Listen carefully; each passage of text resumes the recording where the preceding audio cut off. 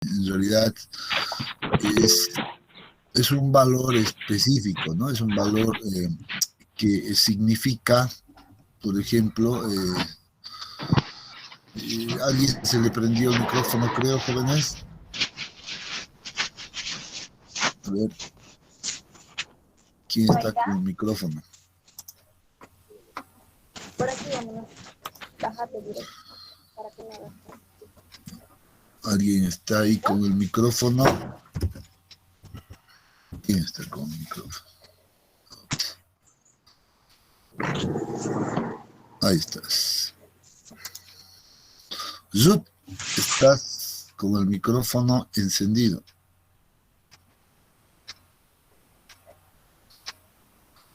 Creo que no está con nosotros tampoco. A ver.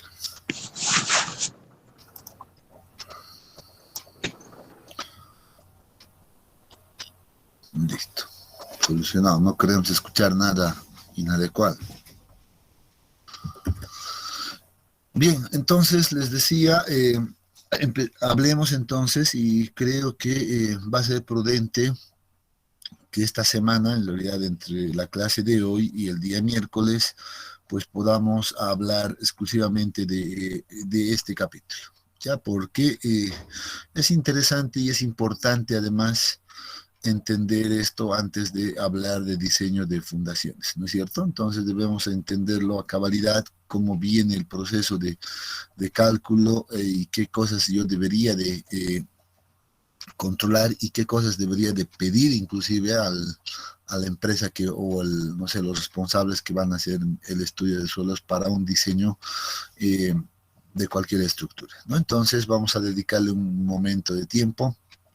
No vamos a entrar mucho al tema teórico, no es la idea de hacer mecánica de suelos 2, sino que más bien es utilizar o simplemente tener como base en realidad esos conceptos y irnos más a la interpretación, irnos más a observar los detalles que sí nos van a servir, etcétera, ¿no? Entonces vamos a darle un poquito desde esa óptica. Ya vamos a mirar este capítulo. Y bien, yo decía, miren, esto es una observación que hago, que parece estar aquí esto mal, ¿no? O sea, no debería de ser el capítulo, no debería de denominarse como capacidad última de carga, ¿no? Y coeficiente de balasto. Bueno, esto es otra cosa, también es otro componente. Yo creo que deberíamos de apuntar ya en esta materia a hablar netamente de lo que es la capacidad admisible, ¿no? De carga, o la capacidad admisible del terreno, etcétera, ¿no? Entonces, sin embargo, creo que está interesante el hecho de que podamos nosotros hacer esa diferencia, ¿no? Esa diferencia de conceptos, ¿no? Entonces vamos a hablar aquí capacidad, le pondremos nomás nosotros esto, admisible del terreno. Pues vamos a hablar un poco de esto entre estos 2 días de esta semana, y ya desde la siguiente semana pues espero que estemos ya listos para poder hablar de en este caso de diseño, ¿no? Ya entrar a lo que son las fundaciones superficiales, etcétera, y empezar a avanzar un poco más en ese campo. Les decía, aquí hay que hacer una diferencia entre lo que es, por ejemplo, 3 conceptos bien interesantes que debemos manejar, ¿no? Que es la capacidad, la está fallando,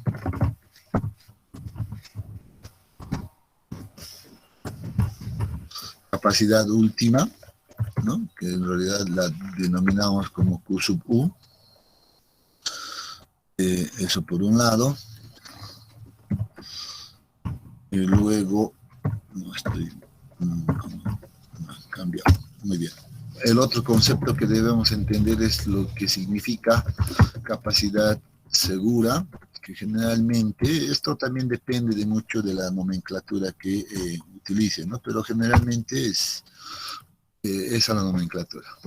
Y finalmente lo que es la capacidad admisible.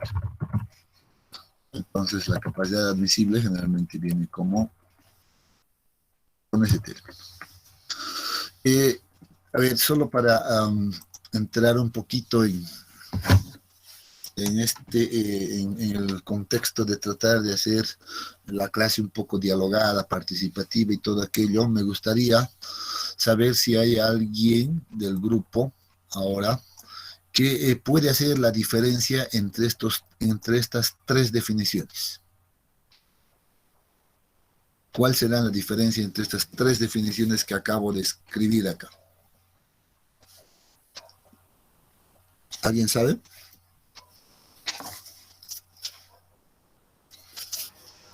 Ingrid.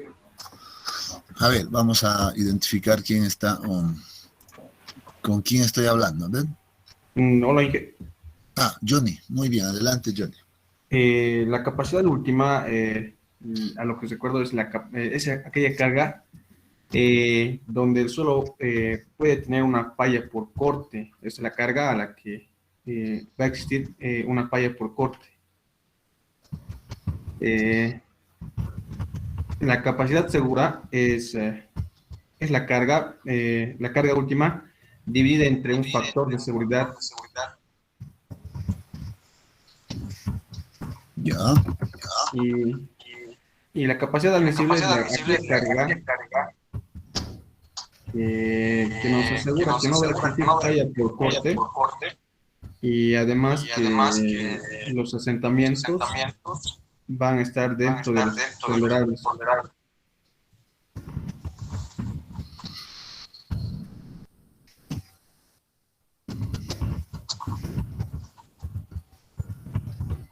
A ver, ¿estamos bien? Alejandra Quispe, tu micrófono.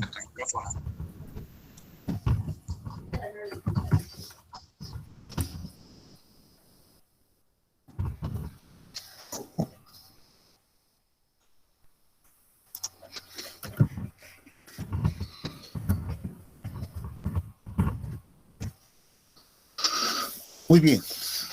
¿Qué dicen los demás? ¿Están de acuerdo con estas diferencias? Sí. Muy bien. ¿Hay alguien más de acuerdo? ¿Alguien que no esté de acuerdo? O que no esté tan convencido, por ejemplo.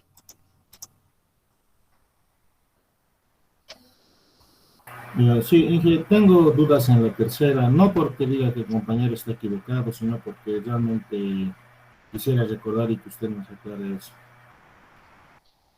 Ya, un poco tal vez de dudas en la tercera definición, dice, ¿no? Ya, excelente. Bien, y esto es importante, jóvenes, ¿ya? A todos, no solo porque uno va a ser o se va a dedicar a la geotecnia, debe tener estos conceptos claros. No se olviden que los estructuristas son los que utilizan estos valores para hacer su diseño de fundaciones, ¿no es cierto? Y sabemos ya, de hecho ya lo hemos dicho muchas veces, las fundaciones son una parte fundamental de toda la estructura, ¿no? Entonces hay que tener mucho cuidado. Por eso insisto en que esta parte debe de entenderse claramente, ¿no? Y por ejemplo, simplemente para complementar y aclarar estos conceptos, capacidad última, sí, es una carga, en realidad, ya es una capacidad, es una carga que me garantiza que sí va a existir falla por corte. Ese es el valor que hace que el suelo falle, si quiere, ¿no? Imagínense, yo voy a tratar de hacer un esquema por acá.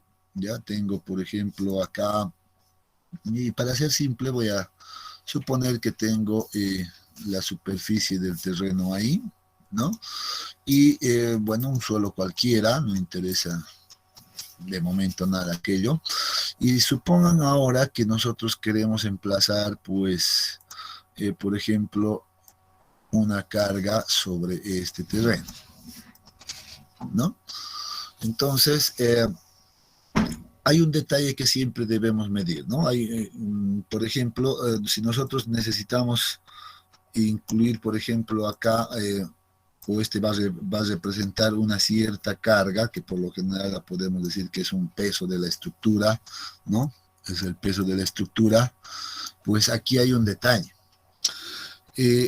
Este terreno en realidad tiene un límite de resistencia, ¿no? Es un límite. Ese límite de resistencia, pues es conocido como la carga última. Este valor de carga última es el que significa que si yo le coloco un peso, imagínense un peso similar a la carga última, inclusive o muy parecido o igual, ya de la estructura, imagínense esta situación, ¿qué estaríamos haciendo?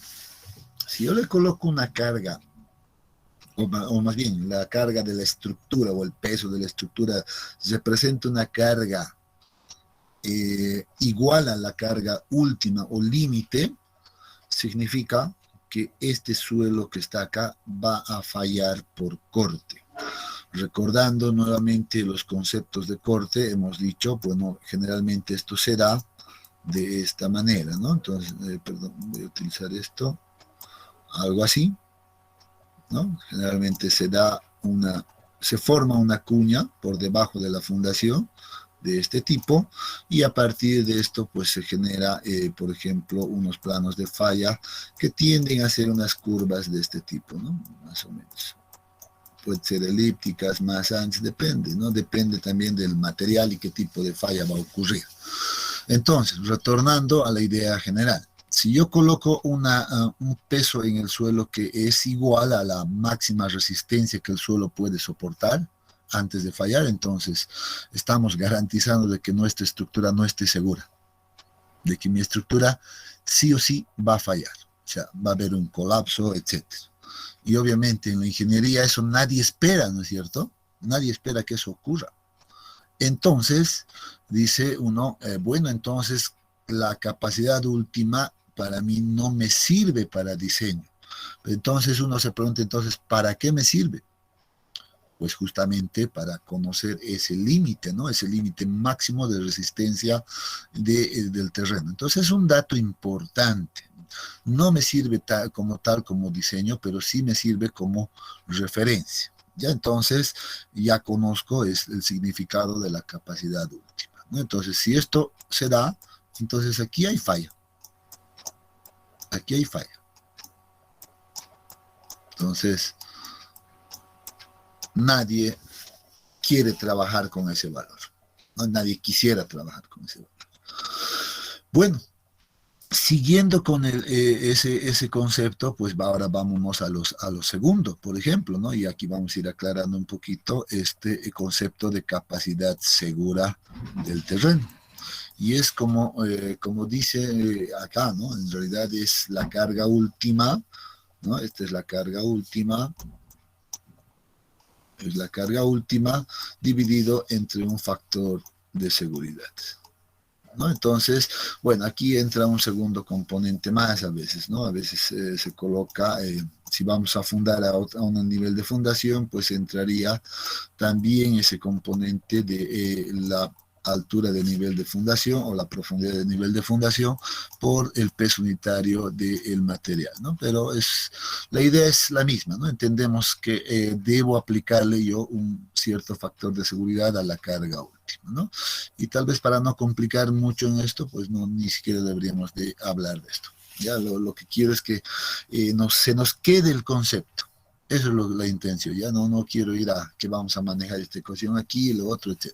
Sino que el concepto se quede con ustedes. Muy bien, entonces, en este caso, ¿qué estamos haciendo al aplicarle un factor de seguridad a la carga última?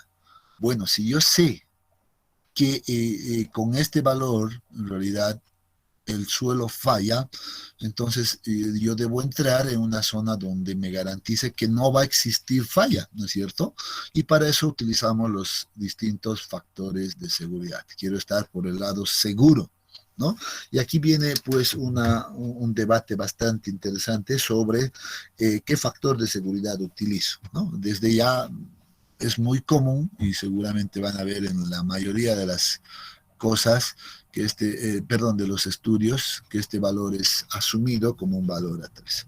Sin embargo, no es tan simple, ¿no? Visto desde la geotecnia, este valor debería de ser adoptado en función a la confianza que uno tiene en los trabajos realizados durante el estudio geotécnico, ¿no? Y ahí viene un debate bastante largo, donde dice deberíamos utilizar desde 2 hasta 4, etcétera, un rango inclusive menor, 1.5, no sé, dependiendo a cómo uno ha realizado el trabajo, ¿no? Si he hecho todos los ensayos necesarios, si he hecho ensayos de campo suficientes, ensayos de laboratorios complementarios, etcétera, ¿no? Eso depende mucho de aquello. Y también de la importancia de la estructura. ¿Qué tan importante es mi estructura, ¿no? Para tomar una decisión sobre este factor de seguridad, ¿no? Entonces, esa es la capacidad segura. Y aquí hay un detalle ahora que quiero que se quede como concepto. Este valor de capacidad segura, jóvenes, puede ser, y lo voy a escribir así, ya no con el ánimo de confundir, sino que quede claro. Este valor puede ser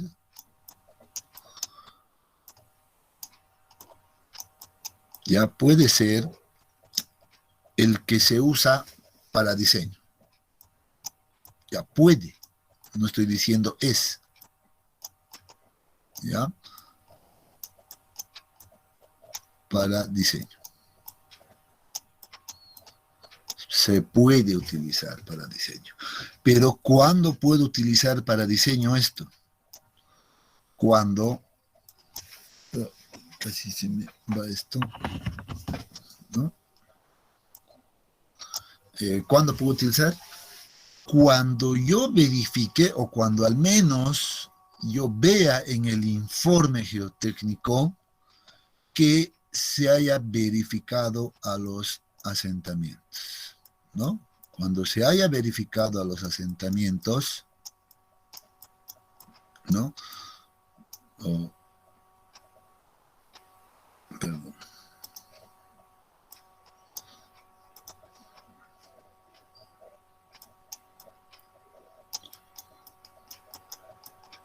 Cuando se haya verificado los asentamientos.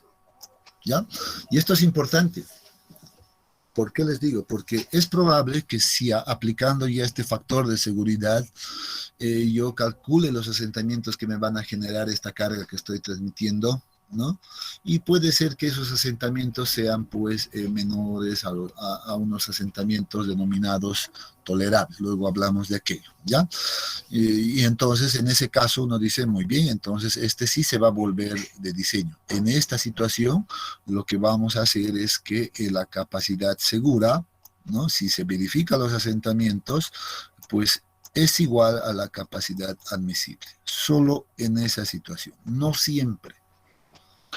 En muchos casos, en la mayoría, yo diría, ya en el 95-98% de las situaciones, esto no se cumple. ¿No? Esto no se cumple, por lo cual uno necesita determinar siempre la capacidad admisible del terreno. Y nuevamente acá no hay una ecuación directa para calcular la capacidad admisible. No puedo hacer como en este caso, o inclusive como en este caso. Yo sé, por ejemplo, acá, si podemos ponerle una ecuación de la capacidad última, hay ecuaciones, ¿no? Pero ecuaciones que están propuestas por distintos autores. Por ejemplo, la general una podría tener que n sub c, por ejemplo, por la cohesión, en este caso por la cohesión, más el componente de, en este caso, n sub c, n sub d, ¿no? Otra componente por profundidad.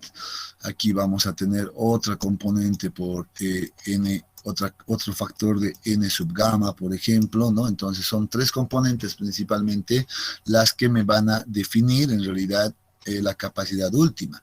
Y estos factores de capacidad, ya lo vamos a ver ahorita en las ecuaciones, están en función, pues, son función de propiedades del terreno, ¿no? Son función, por ejemplo, del ángulo de fricción interna, ¿no? Son función de este parámetro tan importante, ¿no? Entonces, ahí juega aquí juega un papel muy importante, pues, el adoptar un valor adecuado para este valor, ¿no? Entonces, hay una ecuación. En este caso de la capacidad admisible, pues, no tenemos una ecuación que podamos utilizar de esta manera. No existe. Pero entonces, ¿cómo definimos la capacidad admisible? Entonces aquí viene y decimos, bueno, la capacidad admisible va a ser función simplemente de la verificación de los asentamientos. Ahí viene ese detalle, ¿no? Entonces, es función de los asentamientos. No hay otra cosa. ¿Qué significa aquello? Que yo verifique las cargas, ya sea la carga segura, por ejemplo, y haga esto, cálculo de asentamientos. Calcule cuánto de asentamiento me genera la carga que estoy aplicando. Si este asentamiento es menor al admisible, ya, entonces vamos a poner acá una especie de este tipo, que si el asentamiento generado, el asentamiento total, es menor a un asentamiento admisible, ¿no? A un asentamiento admisible, entonces esa carga va a ser definida como la capacidad admisible del terreno, ¿no? Entonces, por eso anotábamos acá hace un momento ya. Si la carga segura a mí me genera un asentamiento menor a este, entonces se va a convertir en esto. En caso contrario, caso que no se cumpla esto, entonces hacemos un proceso iterativo de tal manera de reducir de alguna manera la carga, ¿no? Y encontrar esa carga mínima que sea al menos igual a esto, al menos sea igual a este admisible. Entonces, esto me garantiza entonces que voy a estar por el lado de la seguridad. La capacidad admisible entonces me está garantizando dos cosas. Primero, que no se va a producir esta falla por corte, no se va a producir. Y segundo, que además las deformaciones que se generen, pues van a ser controladas, menores a los admisibles. Entonces, en la parte de diseño geotécnico, pues uno controla ambas cosas. Resistencia, que estaría controlado por esto, y deformación, que está controlado por los asentamientos. Entonces, debemos exigir nosotros como estructuristas jóvenes que mi mi estudio geotécnico, pues tenga estos dos componentes, estos tres componentes en realidad, ¿no? Principalmente a veces no nos los muestran esto. Nos dicen, bueno, le hemos aplicado esta ecuación y ya hemos encontrado esto directamente. Ya es válido, ya por lo menos ya tienes ese control. Pero debes tener también definido este valor. Entonces, si yo observo esas dos verificaciones en un estudio geotécnico, con toda seguridad puedo tomar y utilizar este valor para hacer mis verificaciones estructurales. En ese caso. Pero si, por ejemplo, no me presentan los asentamientos, es importante, ya no me verifican, no me dicen nada al respecto, entonces yo debo agarrar el teléfono y hacerle una llamada al laboratorio que ha hecho el trabajo y decirle, por favor, quiero ver o quiero que en el informe aparezca la verificación de asentamientos, para poder yo utilizar de manera segura, pues, ese valor que está reportándose ahí, ¿no? Entonces, pasa por ahí. Esa es la diferencia que debemos entender de estos tres componentes. ¿Ya? Si tienen algún comentario acá.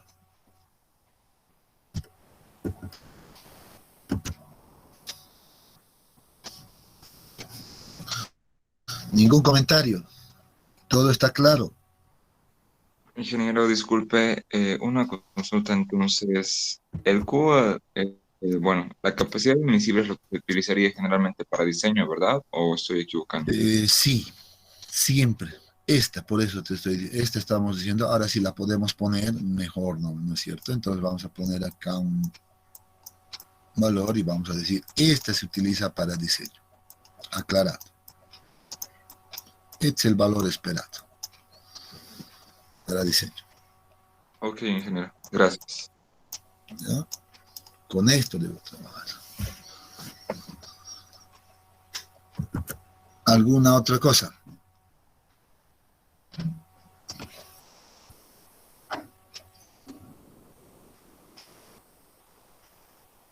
Ninguna, ya, muy bien. Bien, bueno, aquí hay algunas cositas que también dicen, ¿no? Hay que, siempre es bueno ir revisando, hay que hacer un poco de lectura, ¿no? Recomiendo siempre darle una lectura adicional, ¿no? Entonces, dos criterios interesantes que apuntan acá. Por ejemplo, dice, la cimentación debe ser segura contra una falla por corte general del suelo que soporta, ¿no? Eso es, entonces, capacidad segura, en otras palabras, ¿no?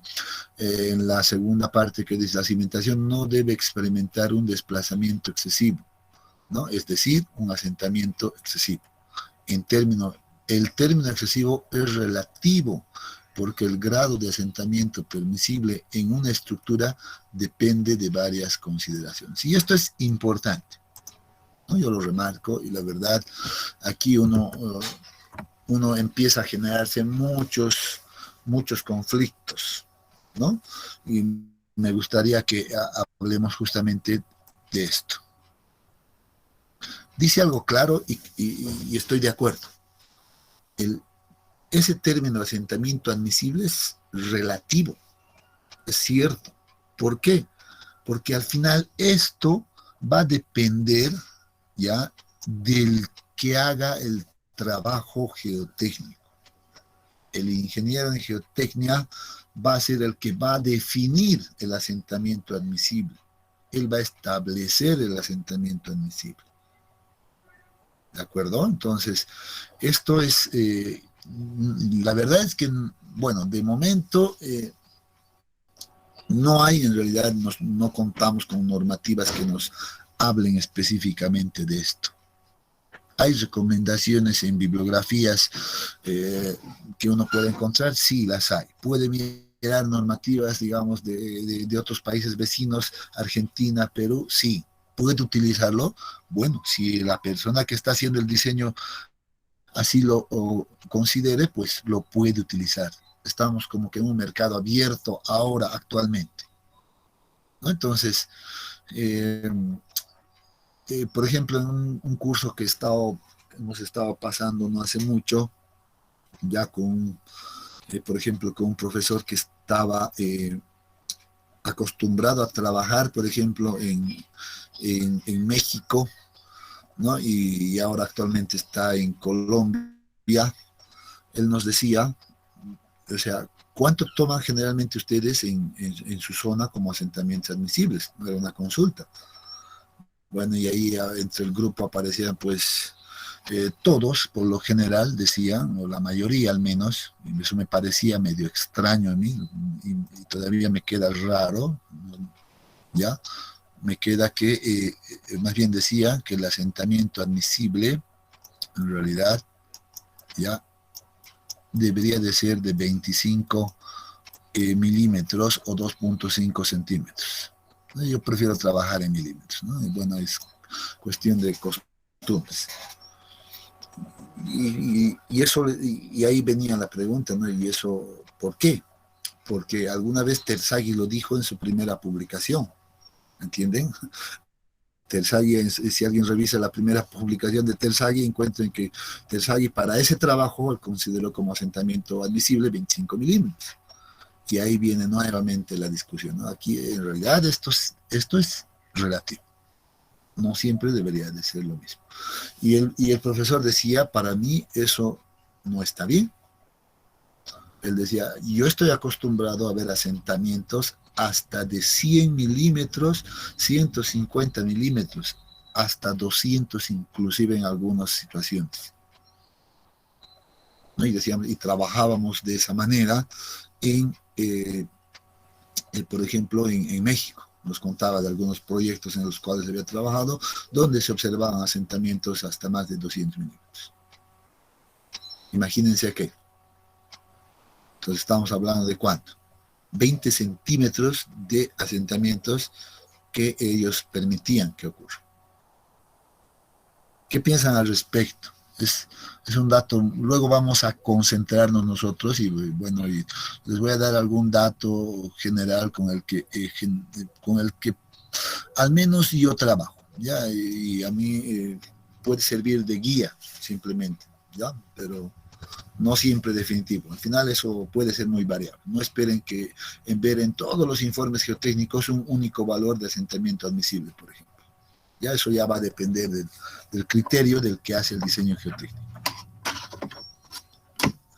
¿Qué les dice ese valor de asentamiento de, por ejemplo, de 20 centímetros, jóvenes? O 15, no sé, ya 10 inclusive asusta ya, ¿no? Al menos a nosotros en nuestro medio nos asusta. ¿Qué piensan?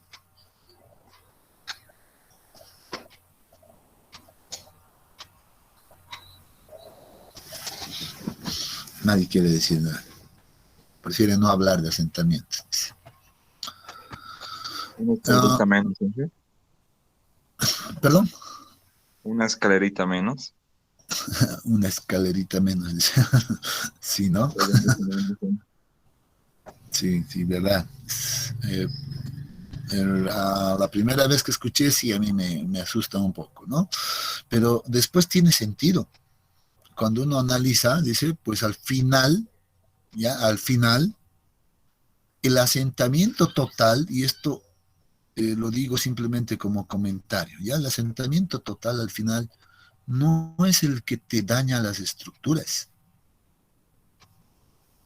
No es este asentamiento el que daña las estructuras. Podemos dejar que se asienten hasta, no sé, 10, 150, etcétera. Se puede. ¿Qué es lo que uno tiene que cuidar? ¿Alguien recuerda? ¿Alguien tiene alguna idea? Quizás que el asentamiento sea el mismo en todos los puntos extremos de la estructura. Exactamente.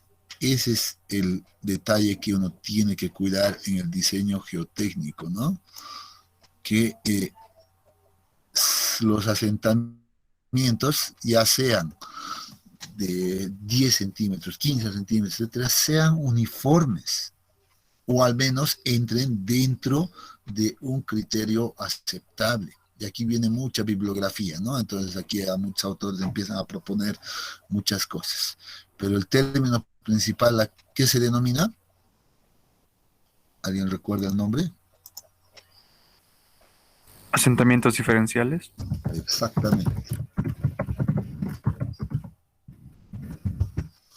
Asentamientos diferenciales. Ese es el tema que en realidad uno tiene que cuidar. Como estructurista también va a verificar eso. Ya, y lo vamos a hacer con ustedes igual.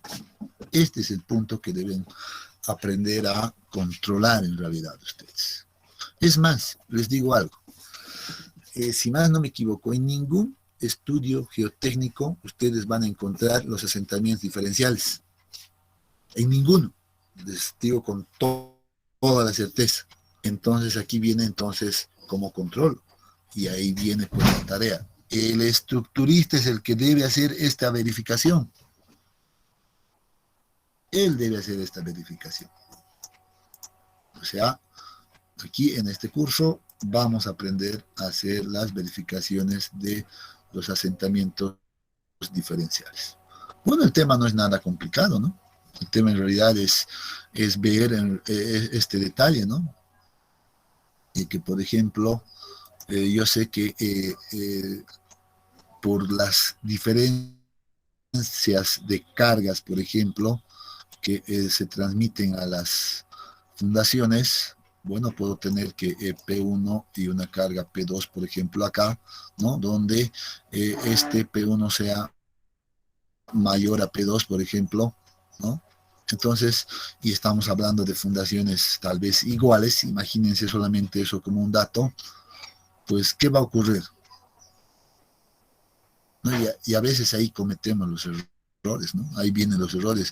A veces dice uno, yo tengo varias columnas acá donde voy a necesitar colocar, por ejemplo, voy a poner este modelo nada más, mis zapatas, y me voy a ir al caso simple, aquí están llegando mis columnas, y tengo este esquema simple y sencillo, ¿no?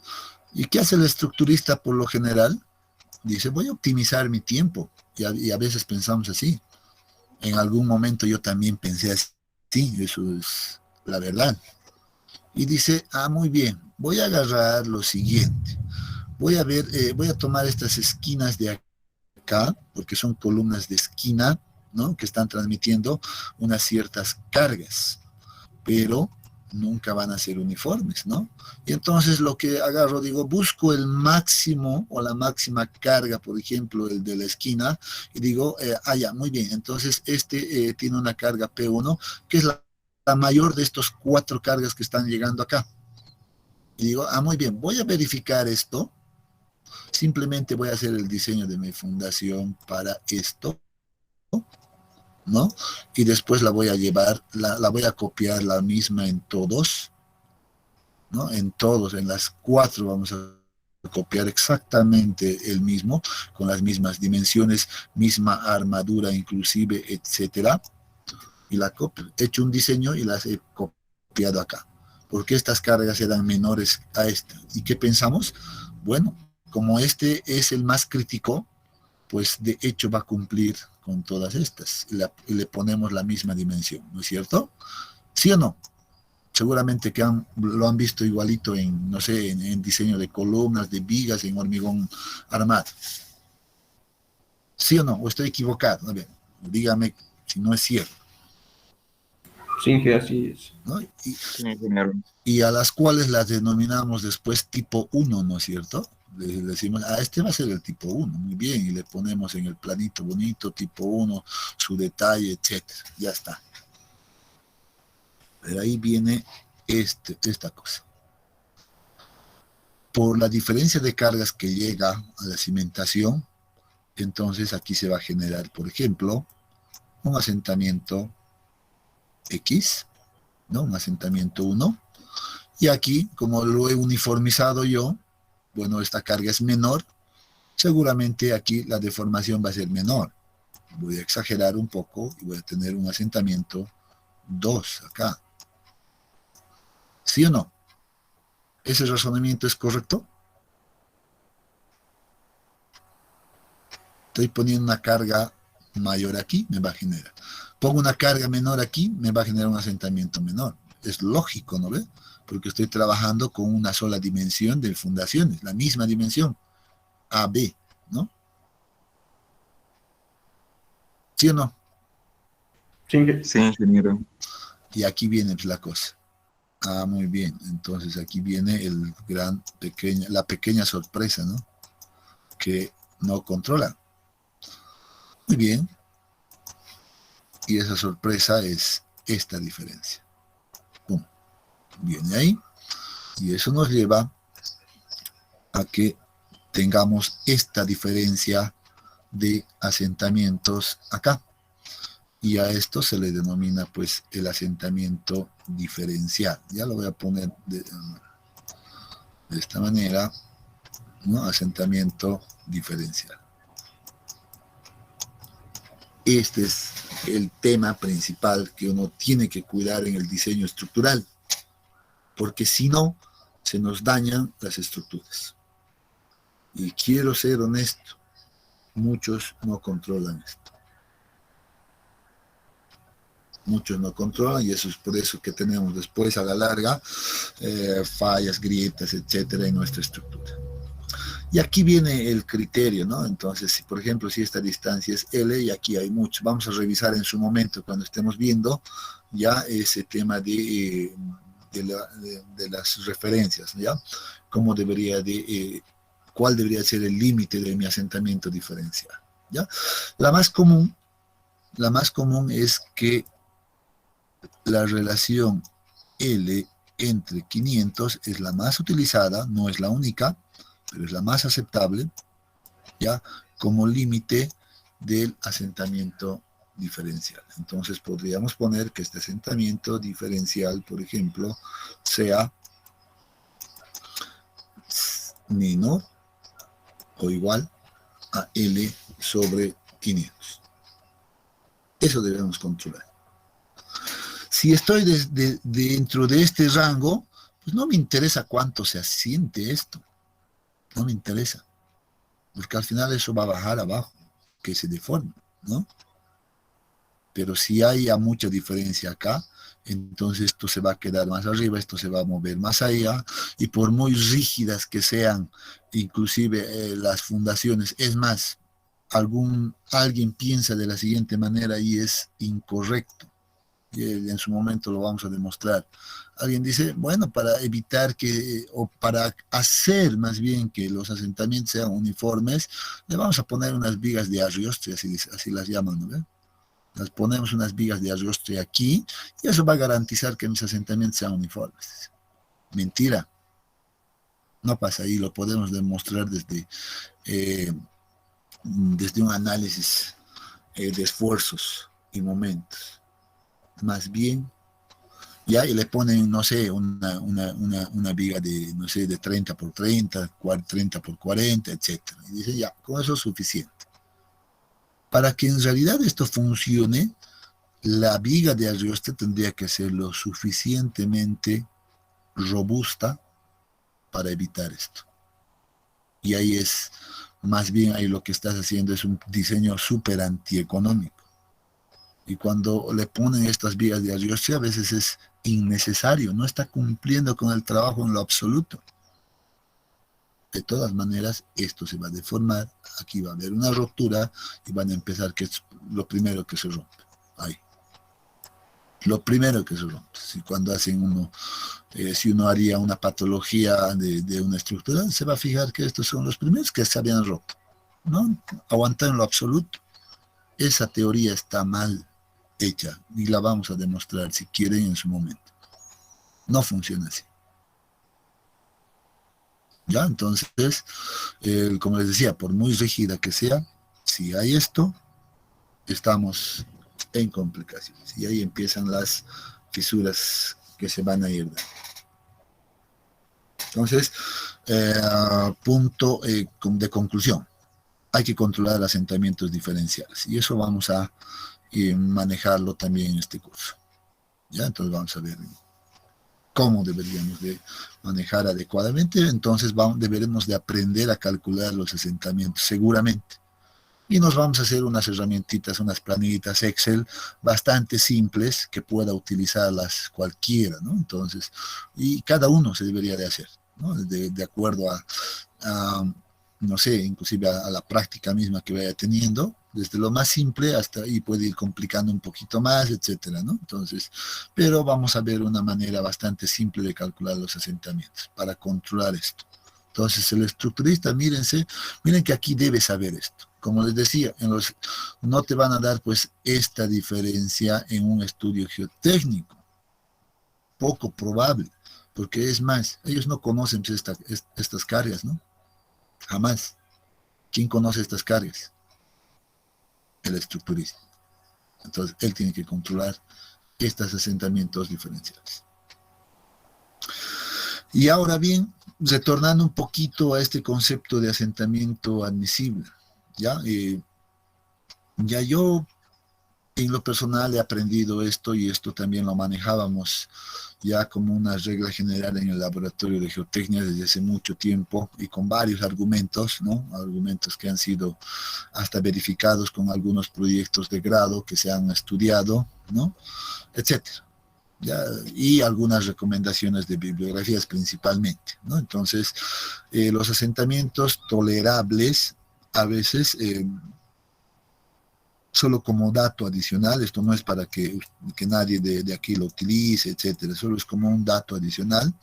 Dice, sobre todo, si estoy trabajando en fundaciones aisladas, ¿ya? Entonces vamos a trabajar fundaciones aisladas. Parece H. Ya, si estoy con fundaciones aisladas, debo tomar las siguientes recomendaciones, dependiendo del material. Si es arena, ahora acá, ¿no? Bueno, voy a poner una línea acá, y aquí debo hacer la diferencia. Arena y suelo fino, o si quieren, la arcilla. Ahí está. Entonces, aquí uno debería de tomar los siguientes recomendaciones. No estoy diciendo que es un valor definitivo, ni sacramentado, ni nada. Es un valor de referencia. El asentamiento admisible. Si es arenas, sí, 25. Ahí está, 25 minutos. Bueno, sí funciona para este caso. Pero si es arcilla, pues va a ser complicado cumplir con aquello, y por lo general, al menos, como les he dicho, desde la experiencia, tomamos 40 para las arcillas. Y esto funcionaría no solo a fundaciones aisladas de este tipo, ¿no? Sino que inclusive para vigas de fundación, etc. También funciona ahí, o continuas, combinadas, etc. ¿No? Ahí.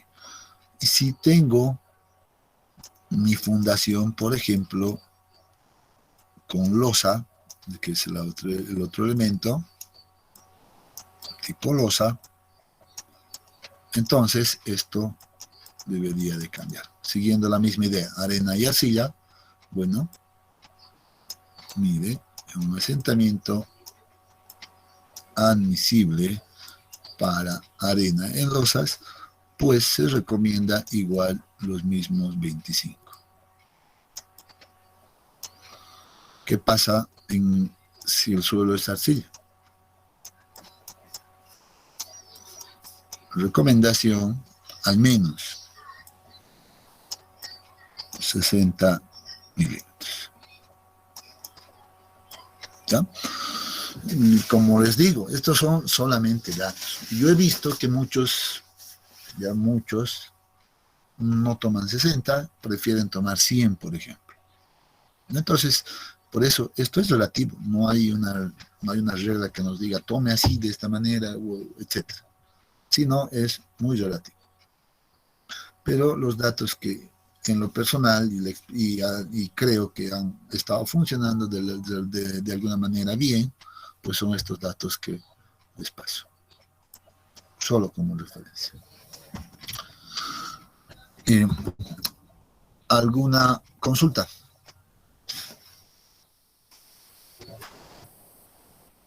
Inge, una consulta. Adelante. Cuando hablamos de fundaciones aisladas, ¿es necesario que todas las fundaciones estén al mismo nivel, Inge? Ajá. ¿O es algo teórico más o menos? Porque lo que yo he visto aquí cerca de donde vivo, hay una pendiente en el terreno, entonces, como es un terreno medio semi-rocoso así, lo que han hecho es meterle, digamos, en la parte superior una altura de fundación y en la parte inferior a una profundidad mucho más adentro. O sea, ¿se podría hacer de esa forma igual, Inge? Es una consulta general. No, correcto. Y totalmente de acuerdo. Sí, de hecho que sí es posible trabajar con diferentes niveles de fundación. Es posible. Eso nadie te lo impide, ni el mismo diseño tampoco generaría ningún inconveniente. ¿No es cierto? Pueden estar a distintos niveles. claro, como lo dices muy bien, a veces tenemos que, no sé, superficies del terreno irregulares, ¿no? Con pendientes, etcétera, y uno pues no va a hacer una excavación tremenda para llevarlo todo a un solo nivel y luego hacer otra excavación para la fundación, ¿no es cierto? Entonces eso es habitual, no hay ningún inconveniente. Es más, eso ya aparece inclusive en los mismos métodos de diseño que propone Hansen y Basic, por ejemplo, ¿no? Dice, bueno, cuando la fundación está en una pendiente, pues utilice estos factores de corrección nada más. O sea, sí es posible. Y eso no hay ningún inconveniente. Se puede trabajar de esa manera. Sí. Pero, ahí, nuevamente, controlaremos también esto, nada más. Ese es el único detalle. No, nada más. Gracias, Inge. Ya. Muy bien. Bueno, a ver, tratando de darle un orden, digamos, a este contenido, vayamos a ver, hemos hablado un poquito de estos conceptos, hemos aclarado algo más. Aquí tenemos modos de falla a corte en el suelo. Bueno, son principalmente 3 tipos de falla, denominados falla por corte general, local y por punzonamiento. Creo que en lo personal, pienso que estos son más conceptos geotécnicos, ¿no? Entonces, no le vamos a dar mucho énfasis a estos puntos, ¿no? Entonces, digamos, bueno, aquí están los conceptos. Si alguien quiere y es más curioso entrar más en detalle, pues adelante, ¿no? Va a fallar por corte general, tiene una cierta característica, bueno, pero casi en todas la idea es la misma, ¿no? Solo tiene que ver el comportamiento. No voy a entrar mucho en ese detalle. Falla por corte local. Otra cosa que sí debo decir, ¿no? Esto va a depender, generalmente los tipos de fallas, pues dependen principalmente del suelo donde estemos apoyando nuestra fundación, ¿no? Si es arena, nos presenta una falla de algo. Si es una arena suelta, densa, etcétera, va a generar un tipo de falla. Bueno, son conceptos geotécnicos, por les digo, ¿no? Pero yo creo que para esta asignatura, pues como, no sé, como cultura general, bueno, aparece acá, ¿no? Los 3 tipos de fallas, ¿no? Aquí ya vemos la diferencia, el de punzonamiento también, ¿no? Miren. Son comportamientos del terreno que se van a dar dependiendo de cada caso, nada más. Entonces, las condiciones a corto y largo plazo, pues también son relativos a la geotecnia. Ya puedo hacer un análisis a corto plazo o a largo plazo. Solamente cuando, ahora sí hablo de esto, aclaro nuevamente. Cuando hablo de asentamientos diferenciales o asentamientos totales, inclusive, debo decir que a la estructura, al terreno, ya, y lo voy a poner en color rojo, ya todo esto, a la estructura, el asentamiento que le va a hacer daño es justamente a largo plazo. A largo plazo. Ese es el asentamiento que genera problemas a las estructuras. El de corto plazo no, pues lo van a tener controlado. Es más, en muchos de los casos los asentamientos a corto plazo no se dan ni siquiera, porque todavía no ha ocurrido ningún cambio en la estructura del suelo. Entonces, cuando nosotros vayamos a verificar estos asentamientos diferenciales y todo, lo vamos a hacer en una condición a largo plazo. Y aquí vamos a hablar de los parámetros, pues, de largo plazo, los parámetros que también se consideran como parámetros drenados, ¿no? Entonces, ahí vamos a ver esa diferencia también. Eso sí, esto sí es importante, ¿no? Esto me interesa que ustedes, pues, tengan claro este detalle, ¿ya? Entonces, bueno, aquí está ya la diferencia que viene, ¿no? A corto plazo y largo plazo. Entonces vamos punteando un poquito por ahí. Bueno, estas definiciones creo que son netamente de conceptos. Aquí está la aclaración de capacidad última, máxima capacidad admisible, pero miren que aquí se han olvidado de la capacidad segura. Y aquí, de hecho, esto ya está mal. Yo debería de agarrar este texto y decir, corregir esto, por favor. No sé quién lo hizo, transcripción, pero aquí hay un error. Esto está mal. Ya hemos revisado, ¿no es cierto? Esto no es cierto, no es correcto. Algunas veces se van a dar, sí. Le he aclarado, ¿no? Puede ser para diseño solamente cuando verificamos asentamientos y se va a cumplir esto. Mientras no.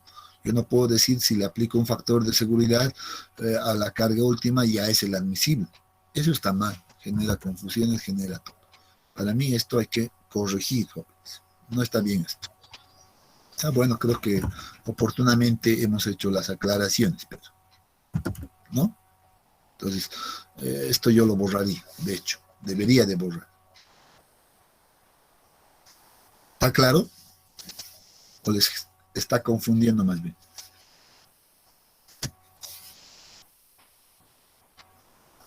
¿Qué dicen? ¿Por qué están tan tímidos hoy día? ¿Por qué es lunes o qué? Estamos reaccionando del chat aquí. Estos se han ido a un buen fin de semana, sábado y domingo, y ahora están... Eso va a acabar cuando volvamos a las presenciales. Ahí sí van a reaccionar en el camino. Sí, pero está claro este ingeniero, está claro. Ya, genial. Bueno, entonces tienen que ir agarrando esos pequeños conceptos. Pueden decir, seguro que muchos estarán diciendo, tal vez en este momento, pero deberíamos de entrar a hacer directamente diseño de fundaciones. Puede ser, pero creo que no es lo correcto. Creo que es importante aclarar estos conceptos antes de entrar al diseño. Y bueno, aquí tenemos ya seguidamente, bueno, nuevamente recomiendo corregir estas definiciones, aquí no están bien. Estimación de la capacidad última de carga. Bueno, aquí hay un detalle interesante, ¿no? Es la carga última, como les había dicho. Va a depender principalmente, donde estoy aquí, principalmente de varios factores, ¿no? Una ecuación general.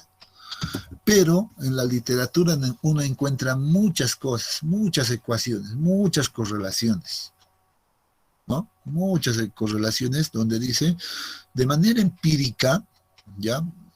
Puedo determinar, pues, la capacidad última a partir de ensayos realizados en campo, como el SPT, el CPT, ¿no? La carga de placa, inclusive la que hemos visto, 3 hemos revisado la anterior, ¿no es cierto? SPT, SPT y carga de placa.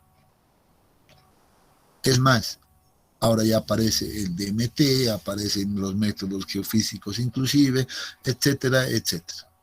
Y encuentras en la literatura, pues, no sé, donde publican diferentes autores que unas ecuaciones muy interesantes, simples, y dice, pues a partir, conociendo este dato, podemos encontrar la capacidad última.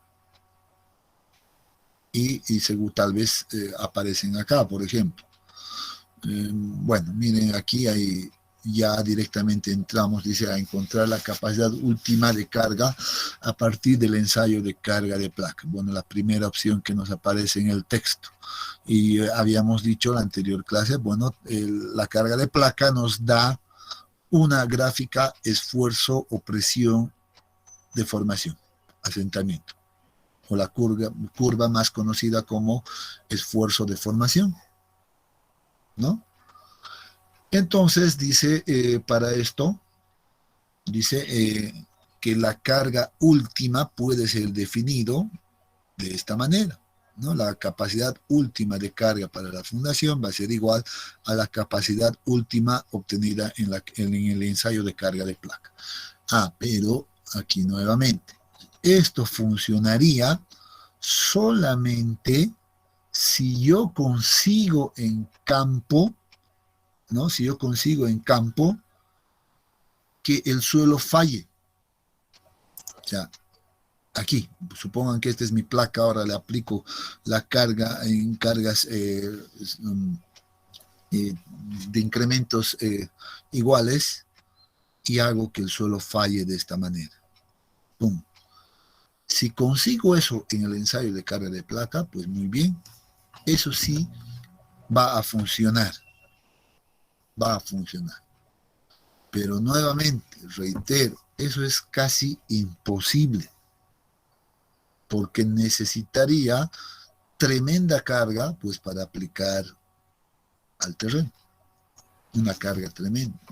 Es más, miren, este es el mismo caso. La influencia me va a representar a esta zona nada más, ¿no? 30 centímetros de placa, porque si le pongo una placa mayor, por ejemplo, de 70 centímetros o 76, pues voy a requerir más fuerza.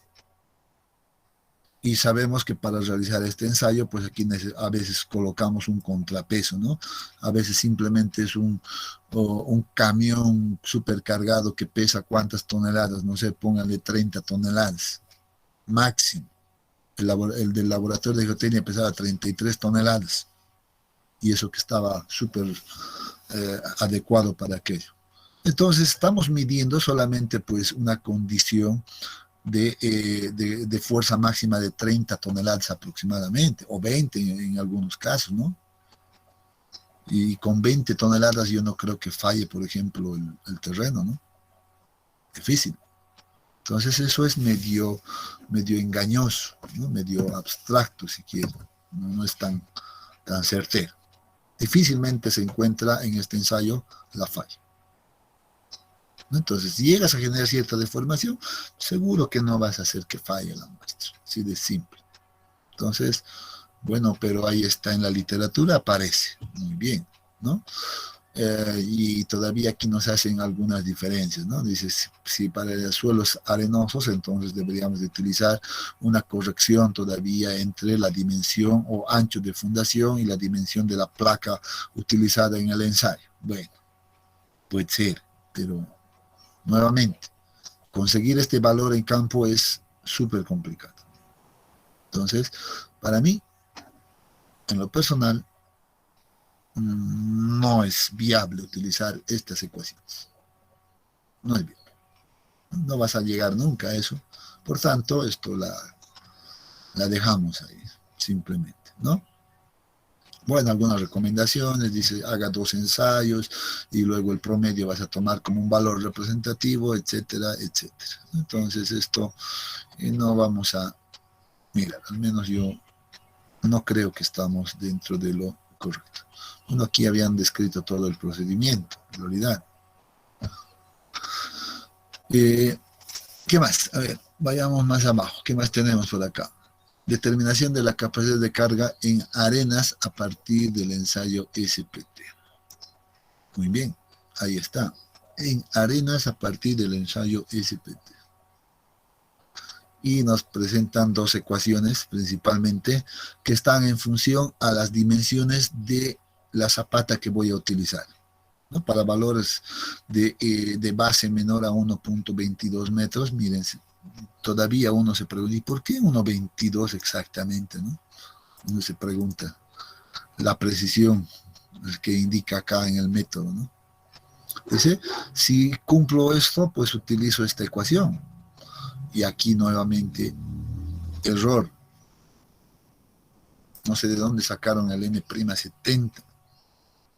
Se trabaja en función al N'60. ¿No? Aquí hay otro error. Esto es un error para mí, nuevamente. Ya, pero de todas maneras, miren lo que involucra considerar acá, que el asentamiento ya sea conocido y adoptas un asentamiento, miren, de 25.5 milímetros como asentamiento inicial, ya de hecho, y dice, pues, el asentamiento tolerable en milímetros. Entonces, en otras palabras, esto se va a hacer 1. Yo voy a decir, el asentamiento tolerable en arenas, tomo 25 entre 25, este es 1, y al final esto queda, pues, como una ecuación bastante simple, ¿no? 19.16 por N'60 por una constante K sub D, ¿no? Donde el K sub D es un factor sugerido por Meyerhoff que se obtiene a partir de esta ecuación, que es una especie de corrección en función a la profundidad donde voy a fundar mi zapata, ¿no? Pero en todos los casos menor a 1.33. Bueno, nos da esto, jóvenes, les digo, muy bien, solo como recomendación, debe ser, si alguien va a utilizar esto, solo debe ser ya utilizado como referencia, un dato inicial de referencia. No puedo trabajar ya el diseño estructural con este valor de acá. Si alguien en algún laboratorio, no sé, algún estudio, me presenta mi capacidad admisible utilizada con estas ecuaciones, nuevamente, yo debo estar alerta como estructurista y decir, a ver, muy bien, llamo al laboratorio y le digo, por favor, quisiera que me lo hagan las verificaciones de resistencia y de formación. Directo. Debo pedir aquello. Estas son empíricas. Ecuaciones que han funcionado en algún lado, en alguna, no sé, en algún punto del planeta. Eso no me garantiza que mi suelo de mi zona, de mi proyecto, pues sea parecido donde realizaron estas pruebas y obtuvieron estas correlaciones. ¿Entienden? O sea, solo debe ser referencial esto, no es de uso de diseño, ¿no? Ya sea para este caso o para este caso. Miren que las ecuaciones son muy parecidas, nada, no hay mucha diferencia. Entonces, recomendación, no debo utilizar aquello de esa manera. Bueno, aquí todavía nos dan algún abaco más que nos ayude supuestamente a solucionar el problema o trabajar de manera mucho más práctica, ¿no? Bueno, nuevamente hay que tener mucho cuidado. Determinación de la capacidad de carga a partir del ensayo de penetración del cono, ya sea mecánico, ya sea eléctrico, etcétera, cualquiera, ¿no? Pero miren lo que dice acá. La misma condición, misma situación, bueno, también es el mismo autor, Meyerhoff, ¿no? Mismas consideraciones, y te dice que la capacidad admisible neta, miren, ese término, pues va a ser la resistencia que se ha medido en la punta del cono, dividido entre 15. Miren el factorcito de acá. ¿Qué pasa si yo le pongo 16 o le pongo 10? ¿Por qué 15? ¿No? Entonces uno debe de preguntarse acá. Por tanto, no tiene mucho sustento, ¿no? Y en este caso, bueno, hace una corrección para la base todavía, ¿no? Por base, bueno, que tal vez habría que revisar. Y nuevamente aquí aparece un 25. ¿Por qué? 25 exactamente, ¿no? Y ahí uno empieza a cuestionarse. En síntesis y recomendación, traten ustedes de trabajar, o más bien, traten de no trabajar con valores de capacidad admisible que provengan de métodos empíricos. No. Como referencia sirve, como un dato inicial sirve, pero no debería de ser de diseño. Entonces, ¿cuál es lo correcto? Esta parte que viene de acá. Esto es lo correcto. Para esto voy a volver un momento acá. Esto es lo correcto.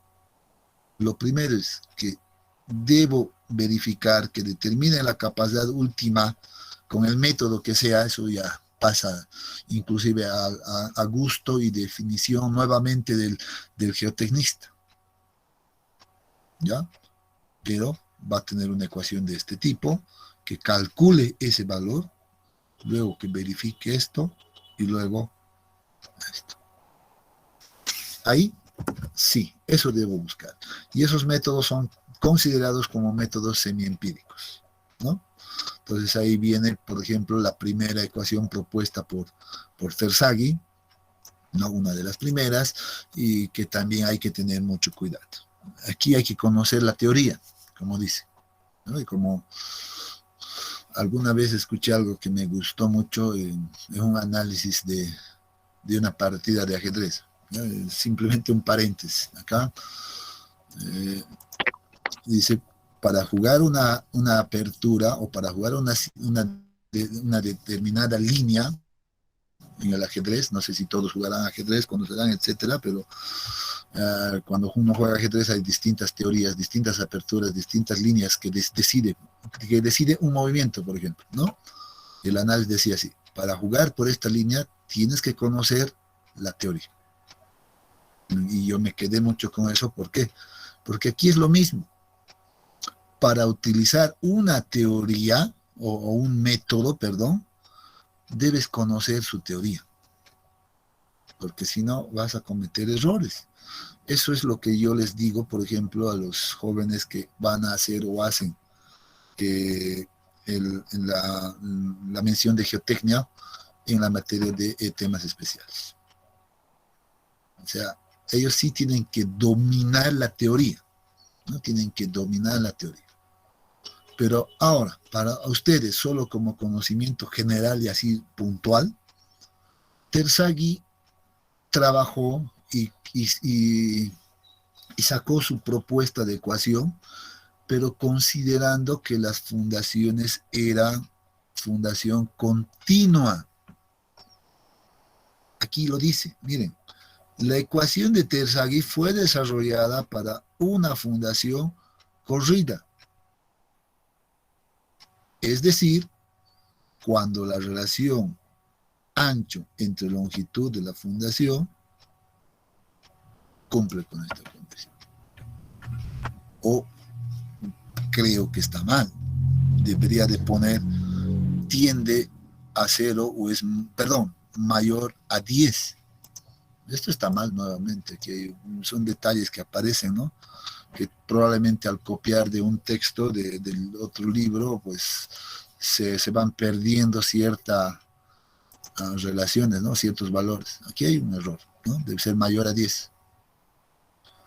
Pero me debo quedar con esto. Terzaghi trabajó con esa hipótesis. Entonces, Terzaghi solo debería de utilizarse cuando estoy haciendo este diseño de fundaciones. Así de simple. Sin embargo, uno se encuentra en el medio y dice, encuentra unos informes geotécnicos donde todos utilizan Terzaghi y hacen diseño de fundaciones cuadradas, rectangulares, etcétera, losas de fundación y todo aquello con Terzaghi. Entonces, están haciendo un mal uso inclusive del método, ¿no? Entonces hay que tener mucho cuidado en ese punto. Y miren, aquí todavía tiene muchas cosas que dice Terzaghi, ¿no? No sé si es prudente entrar a este detalle, ¿no? Pero porque, bueno, a los de temas sí, sí los agarro y los digo, estos sí tienen que memorizar ustedes, ¿no? Aquí no sé, pero le vamos a dar una lectura rápida. La profundidad de fundación es menor o igual que el ancho de la fundación, es decir, menor que la dimensión menor de la fundación. Miren lo que está diciendo esto. O sea, que el método de Terzaghi solo va a funcionar en este caso. No funciona en otros casos. ¿Se entiende esto, por ejemplo? Y esto es importante para definir el método. Hay que conocer la teoría. Entonces, la verdad, yo les soy honesto, muchos utilizan Terzaghi, pero sin manejar el concepto. Y ahí hay errores. Bueno, ya no vamos a entrar mucho en la teoría de esto y nos vamos a ir directamente a lo que dice, por ejemplo, Terzaghi. Bueno, aquí esta gráfica no me parece tan conocida, si no me voy a ir directamente a su ecuación, ¿no? Y lo que les decía, 3 factores importantes: n sub c, n sub q y n sub lambda, ¿no? Entonces son 3 componentes que sí van a ser necesarios ser calculados. Y lo que les decía, bueno, no vamos a entrar al detalle de dónde viene esto, etcétera, no nos interesa, pero lo que vemos, por ejemplo, que los distintos valores de n sub c, por ejemplo, se encuentran en función a esto principalmente. el ángulo de fricción interna, ¿no? N sub Q está en función al ángulo de fricción interna del suelo. N sub gamma está en función a el ángulo de fricción interna del suelo. Y aquí viene nuevamente, ¿no? Un control para la geotecnia. ¿Cómo han determinado el valor del ángulo de fricción interna? Ahí viene la cosa. Si lo he sacado a partir de métodos empíricos, por ejemplo, ahí pondré un factor de seguridad relativamente alto, ¿no? Pero si este valor lo he determinado en laboratorio haciendo un buen ensayo de corte directo, triaxial, etcétera, seguramente me da la libertad a que pueda bajar el factor de seguridad, ¿no? Y ahí vienen muchas cosas, ¿no? Depende cómo uno ha obtenido los datos, ¿no? Y luego vienen ya algunos factores de forma. Miren que aquí ya apareció esto. En la ecuación original esto no existe. Esto ya lo propuso no Terzaghi, por cierto, ¿ya? Terzaghi quedó aquí. Cuando Terzaghi presentó su trabajo era para Fundación Continua.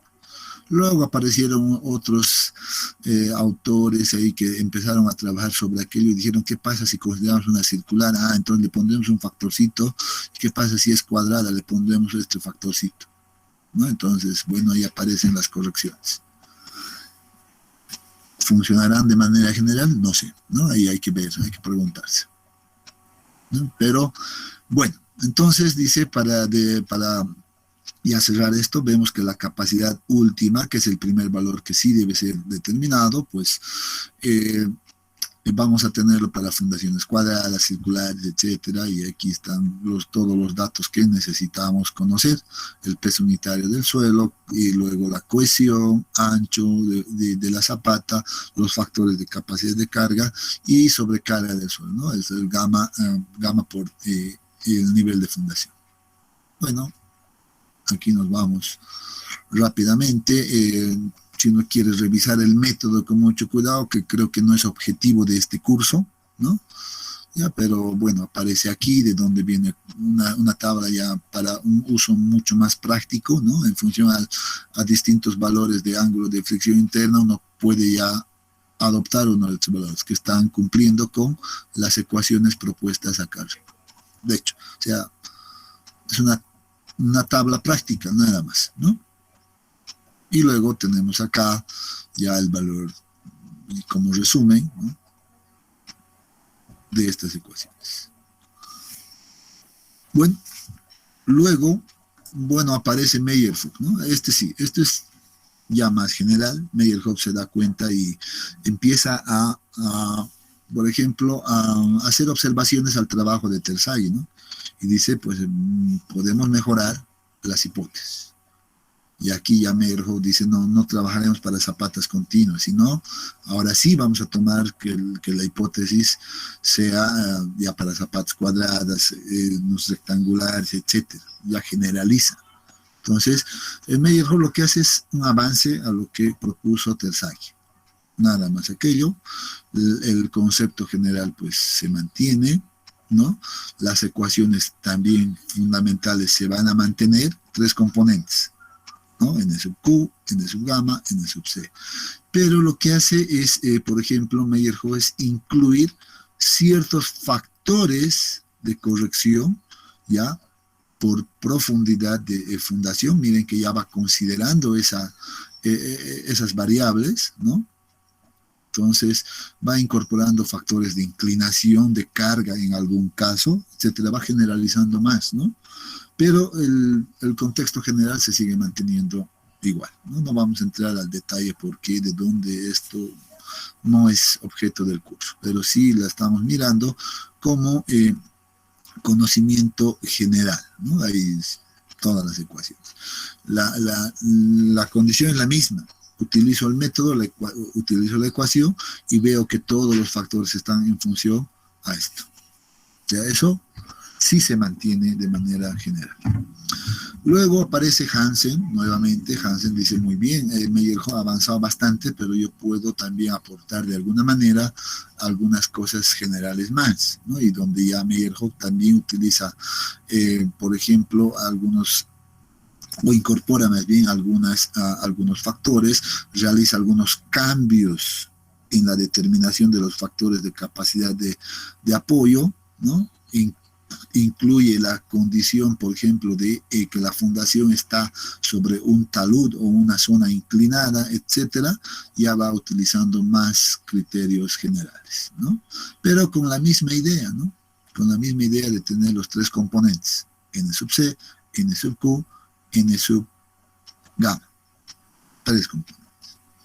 Y bueno, presenta una condición no drenada también, o un análisis a corto plazo para suelos arcillosos que ya nos los deja bastante libre por acá, ¿no? Entonces, también presenta aquello. Pero nuevamente, ¿no? Aquí está la condición, por ejemplo, de la carga inclinada, el de considerar excentricidades cuando la carga no es aplicada justamente en el centroide de la fundación, etcétera, ¿no? Son avances que propone ya Hansen. Luego, ¿qué más tenemos? Bueno, aquí nos explica cómo determinar cada uno de sus factores de corrección, ¿no? Las ecuaciones, etcétera. Uno tiene que agarrar de manera ordenada y reemplazar simplemente aquello. Luego tenemos, ¿qué más por acá? Las mismas ecuaciones desarrolladas, no lo vamos a ver. Luego viene Basic, ¿no? Basic en realidad es una copia de Hansen, la verdad lo digo así, ¿no? Es una copia de Hansen, con la única diferencia que aquí cambia esto. Después hasta sus mismos, las mismas ecuaciones que utiliza Hansen para determinar los factores de corrección, pues las utiliza igual Basic. Solamente se da este cambio acá. Entonces, estamos hablando de que va a ser muy parecido a la de Hansen, ¿no? Entonces no hay mucho más detalle que ver acá. Vean las ecuaciones, si uno las revisara con calma, se va a encontrar que son prácticamente las mismas que ha visto en el método de Hansen. Entonces, bueno, ahí está completo. Bueno, aquí aparece y dice un dato interesante: los criterios para la elección de la ecuación adecuada en determinar con la determinación de la capacidad última de carga. Bueno, hemos visto ahí cuántos métodos están aquí en el texto. Está Terzaghi, está Meyerhoff, está Hansen, está Basic 4. Bueno, hay más, ¿no? Hay Button, Skempton, inclusive, que podríamos incorporar, pero no están dentro del texto, ¿no? Pero bueno, hay muchas más. Pero, ¿qué nos dice en relación a estos 4 métodos? ¿No? Aquí una tabla bastante interesante. Esto también conocimiento general nada más. Dice Terzaghi, utilice el método de Terzaghi, ¿no? Para o cuando esté trabajando cuando los suelos son muy cohesivos, dice, o donde se cumpla esta relación. Aquí está nuevamente, conocimiento de la teoría. Sobre todo cuando se quiere una estimación rápida de la capacidad última. No debe ser usada para casos en que se presenten zapatas sometidos a momentos o fuerzas horizontales, o para zapatas fundadas en bases inclinadas o en superficies de talones. Claramente te dice acá, ¿no? Tiene que cumplir esto, primeramente, y restringe también a muchas cosas. A veces no nos gusta leer y no leemos estas cosas, igual están utilizando Terzaghi, les diré.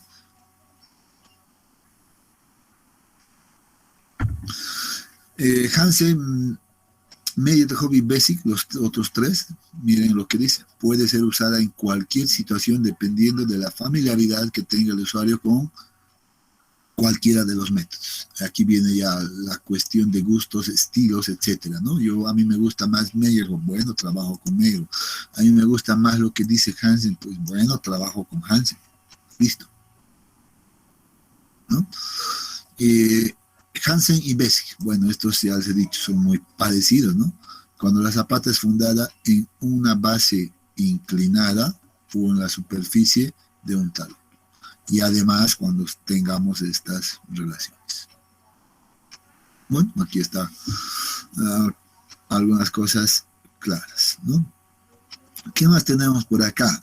Para ir ya viendo esto, revisar la teoría y luego tal vez hacer un pequeño, no sé, ejercicio práctico de esto, ¿no? Tal vez el día miércoles podemos hacer un pequeño ejercicio práctico para empezar a acumular ciertas herramientas de trabajo que vamos a utilizar a lo largo del semestre.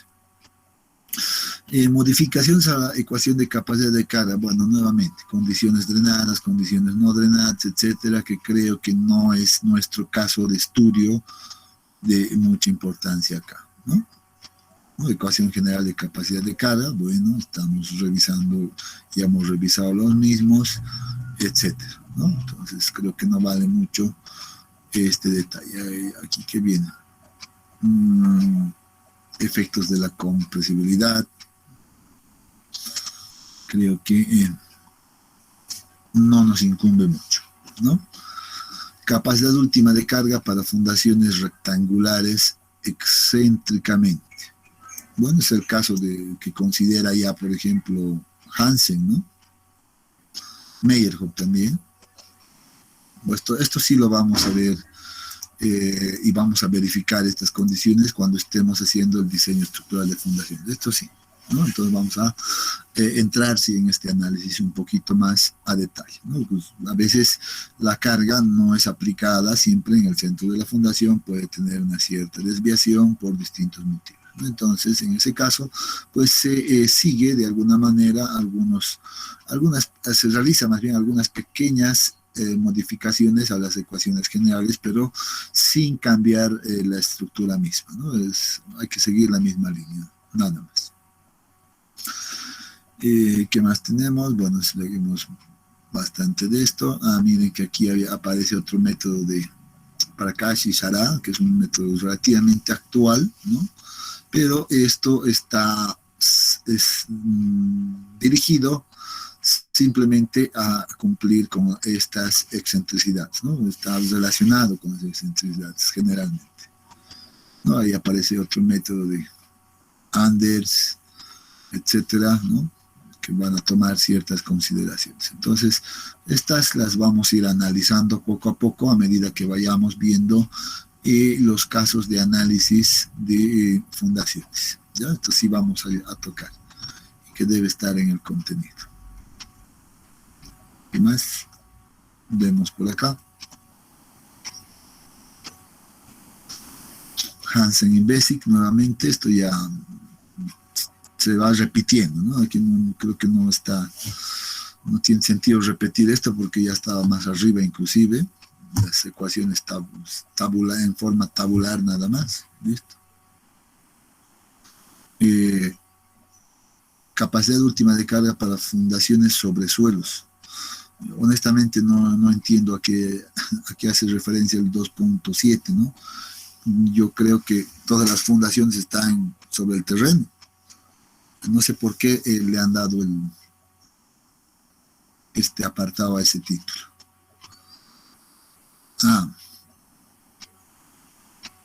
Tal vez hace referencia a suelos estratificados. Tal vez se lo comieron acá, eso sí, ¿no? Entonces debería de ser fundaciones sobre suelos estratificados. Eso sí, los métodos que hemos visto anteriormente, esto es también interesante aclarar, son métodos que deben ser utilizados cuando se tiene, en realidad, suelos homogéneos, ¿no? Como en este caso, por ejemplo, aquí he dicho voy a tener solo un suelo, un material único, homogéneo. En ese caso funcionan muy bien, por ejemplo, todos los métodos que hemos visto, Meyerhoff, Hansen, Basic, etc. Pero el detalle es que ¿qué pasa cuando ya tenemos suelos estratificados? Por ejemplo, supongan que yo tengo acá, miren, y puedo ponerlo de esa manera, un material, un estrato 1, por aquí voy a tener otro material, etcétera. Entonces, ¿qué pasa si ya tengo acá estratos diferentes, ¿no? Estrato 1, estrato 2, y que es el caso más general, ¿no? Estrato 3 y un estrato 4 por debajo, por ejemplo.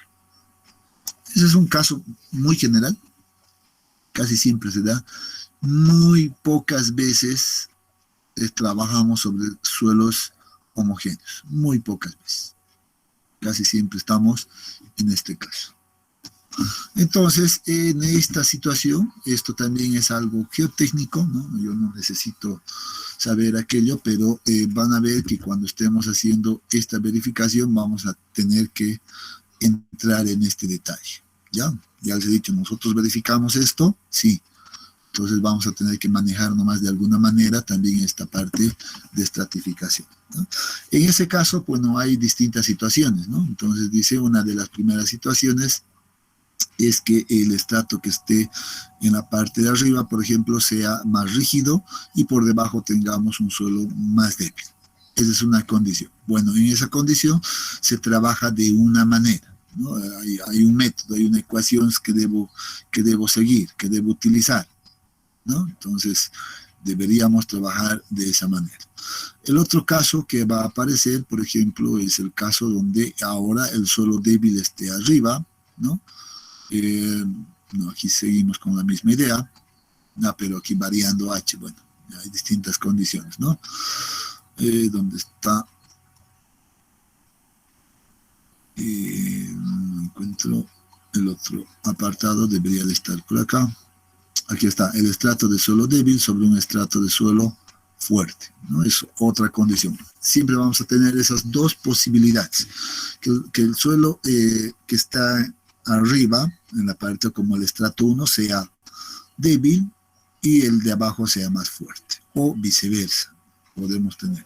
Dependiendo de aquello, lo único que tiene que hacer en este caso el geotecnista es seleccionar las ecuaciones correctas para poder determinar adecuadamente pues nuestros valores de capacidad útil, ¿no? Entonces ahí vienen algunas ecuaciones que hay que tomar en cuenta, algunas correccioncitas que se utilizan, etcétera, ¿no? Pero nuevamente ya he dicho, creo que no es objetivo de este curso entrar en ese detalle, ¿no? De cómo se utilizan esas ecuaciones.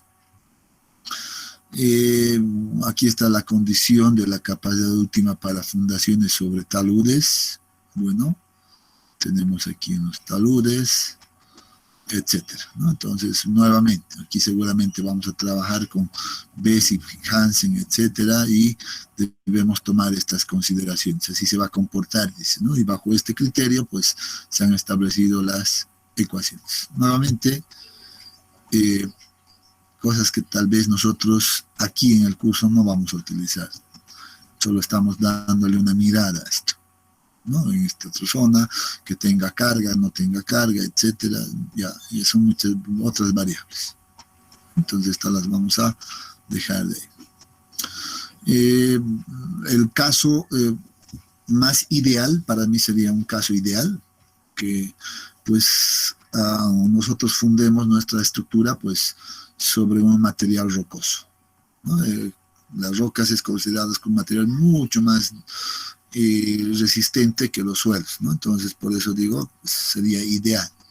En ese caso, pues las ecuaciones no sufren tanto el cambio, pueden ser utilizadas de igual manera o de la misma forma que en suelos, ¿no?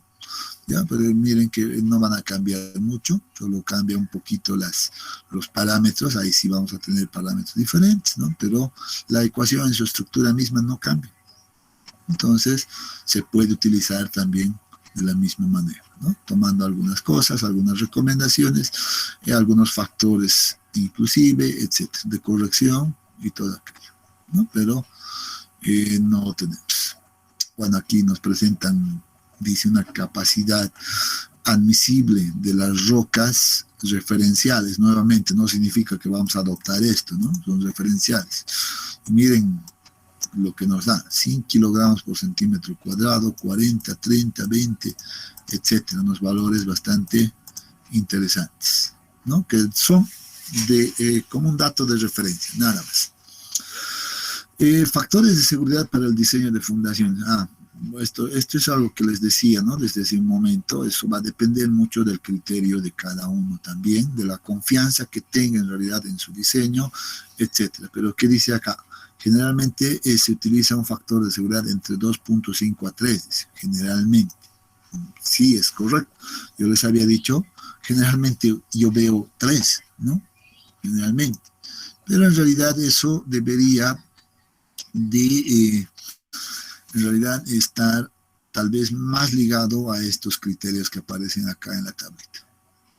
Entonces, que debe considerar la estructura mismo, tipo de estructura, debe considerar las características de la categoría en realidad, bueno, que no mucho, sino estas dos más que todo, los factores de seguridad de diseño en función a la exploración del suelo, si es completa y ha sido cuidadosamente realizada, si la exploración del suelo es limitada, por ejemplo, ¿no? O sea, que no he hecho muchos ensayos, he hecho solo un SPT en vez de hacer dos, por ejemplo, no he hecho muchos laboratorios, etcétera, ¿no? A eso se refiere con limitado. Entonces miren cómo debería de cambiar en función a aquello. Y aquí uno ve también, ¿no? Si estoy trabajando con puentes ferroviarios, almacenes, muros, etcétera, entonces selecciono el que vea conveniente. Puentes, carreteros, edificios públicos e industriales, miren, selecciono o de esta columna o de esta columna. Si no he hecho mucho, puedo poner esto en 3.5, ¿no? Edificios de oficina, apartamentos, miren, 2 hasta 3. Entonces, y aquí viene el 3, ¿no? Aparece el 3 creo que en todo lado. 3 como mínimo, 3 como máximo, 3 en intermedio, entonces, por eso digo que a veces el 3, pues es habitual, ¿no? Su uso del valor de 3. Pero si yo he controlado adecuadamente, miren la diferencia de hacer pues un buen análisis del estudio geotécnico. Si he hecho buenos ensayos, he hecho los necesarios, etcétera, puedo pararme acá. Miren que para con edificios, etcétera, yo puedo utilizar hasta un valor de 2 tranquilamente, ¿no? Entonces eso me ayuda de gran manera.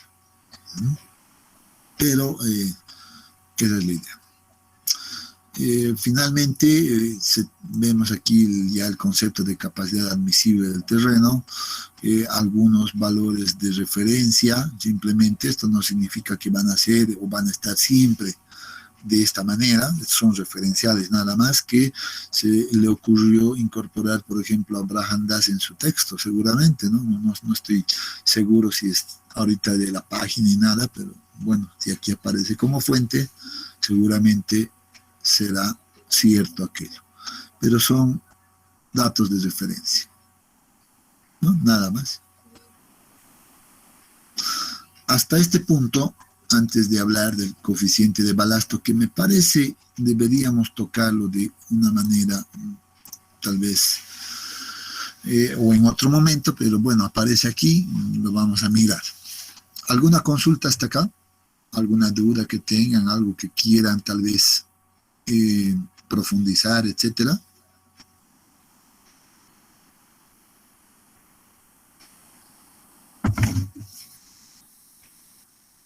¿Ninguna?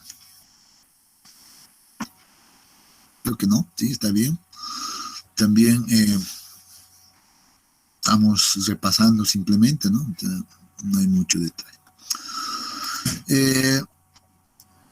Coeficiente de balasto. Este es un, ya dejando de lado un poquito el tema de, por ejemplo, de, a ver, creo que tenía algo antes de acá, no lo he dejado.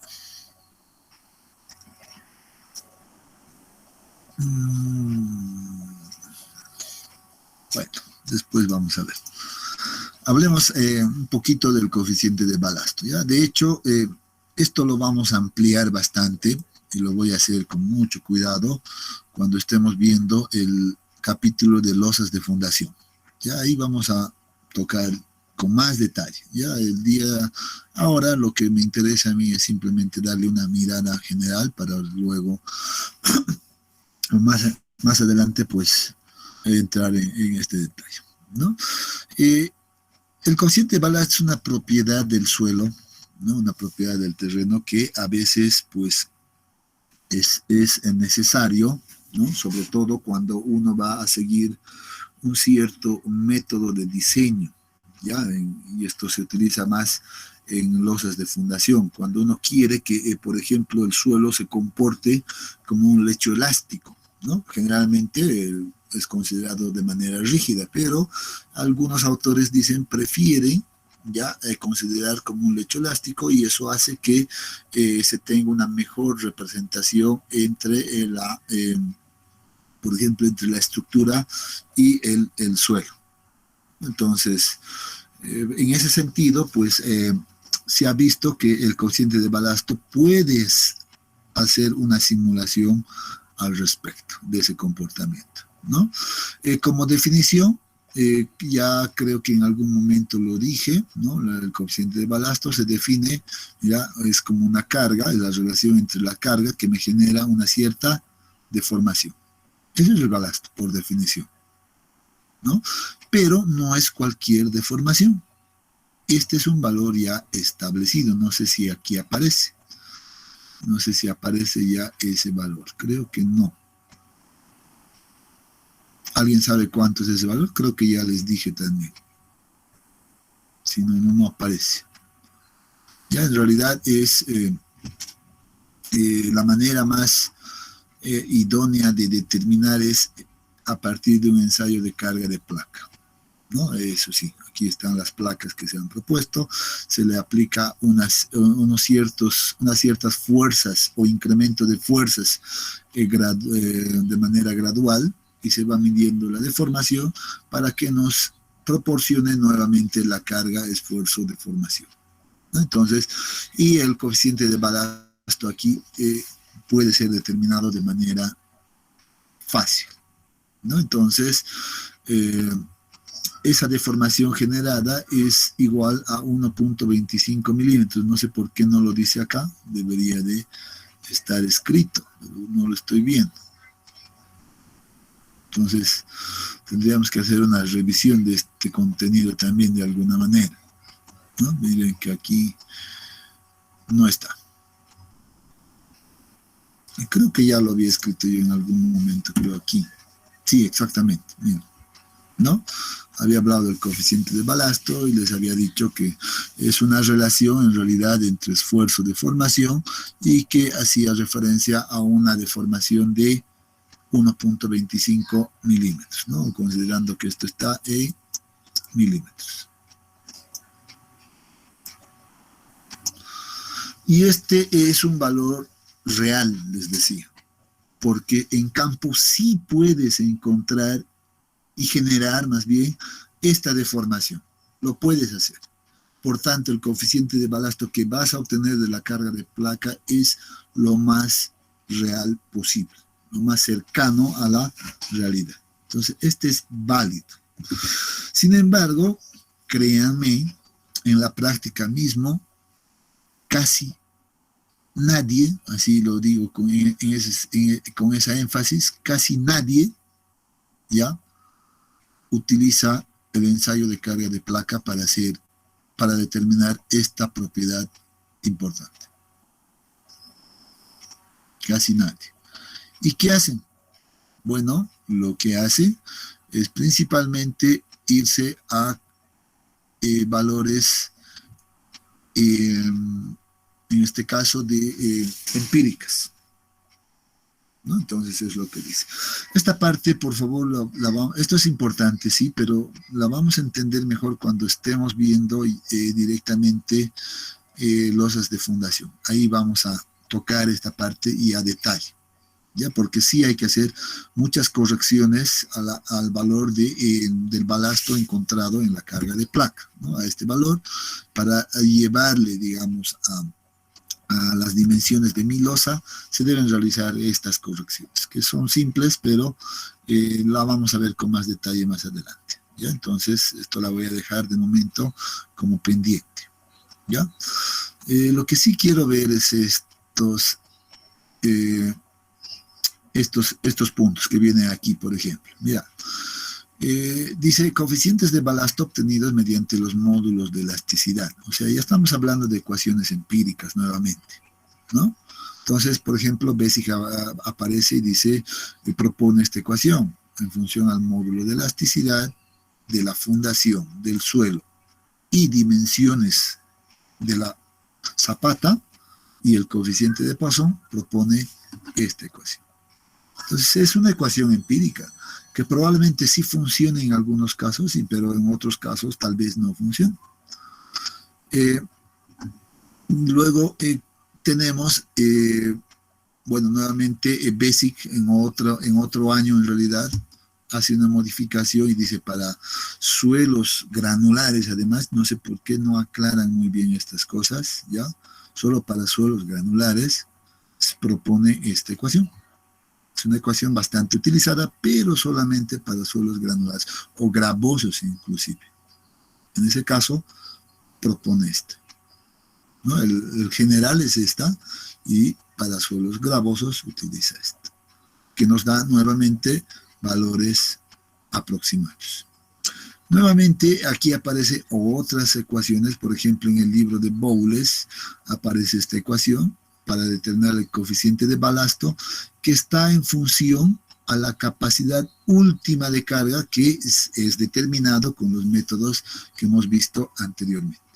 Y dice, bueno, eso va a ser 40 por la capacidad última. O sea, y que además esto nos debería de dar ya valores, creo que sí, unidades de kilonewtons metro cúbico. Imagínense esto, ¿no? Entonces, muy simple me parece, ¿no? Parece que tenemos ecuaciones bastante sencillas, ¿no? Y desglosando y reemplazando capacidad última por la ecuación, pues nos queda una ecuación así de larga, que no vale la pena nuevamente mirarlo ahí. Coeficiente de balasto obtenido a partir del ensayo SPT, ¿no? La propuesta por Terzaghi, NAFMA, etc. Entonces, miren que aquí ya se incorpora inclusive, miren los resultados para suelos arcillosos, suelos arenosos en función al N60. Entonces, con ese valor de N60, uno seguramente ingresa a este punto y llega a la curva que represente, miren, cada curva representa arenas, arcillas, etcétera, arenas secas, húmedas, etcétera. Entonces, en función a eso, puede determinar, dice, nuevamente el coeficiente de balasto. O sea, como otra manera de encontrar el balasto.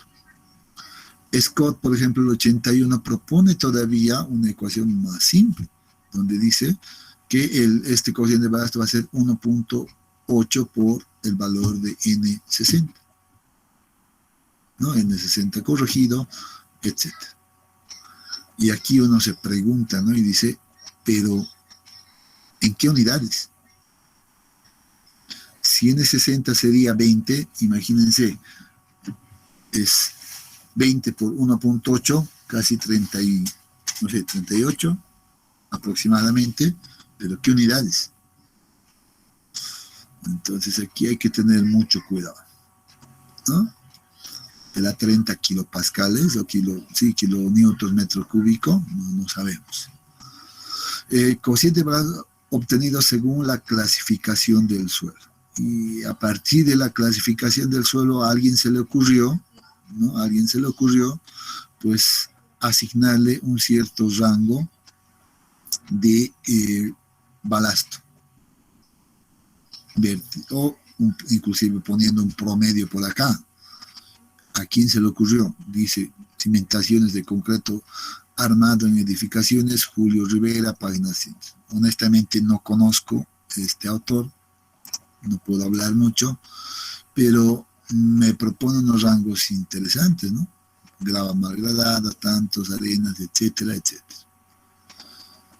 Nuevamente, recomendación, yo no utilizaría estos datos, ¿no? Relación entre capacidad última de carga y el balasto. Esto todavía es ampliamente usado. Yo veo que la mayoría de los informes pues utiliza lo propuesto por Winkler, ¿no? Entonces, en base a esta teoría, este autor propone una tabla, que es esta, aparece aquí en su texto, ¿no? Donde nos dice, si tú tienes la capacidad admisible, ¿no? La que hemos hablado hace un momento, ya controlada, pues adopta este valor como módulo de balasto, o coeficiente de balasto, módulo de reacción, etcétera, tantos nombres que le dan. que uno dice, imagínense, miren, 0,25 no sé cuándo vamos a tener, pero si yo tengo una arcilla, por ejemplo, con una capacidad admisible de 0,5, bueno, mi balasto dice que es casi el doble, ¿no? 1,3 aquí, un poco más del doble inclusive, va a ser el balasto. Si tengo una capacidad admisible de 1, miren, casi la relación del doble se va manteniendo, voy a 2,2, etcétera. Si tengo una capacidad admisible de 2, no sé dónde está eso, aquí está, de 2, aquí ya la relación ya es de exactamente el doble, ¿no? Y así uno puede adoptar estos valores. Y la verdad, yo he visto en la mayoría de los informes, todos utilizan WIC. ¿Qué se debería de hacer?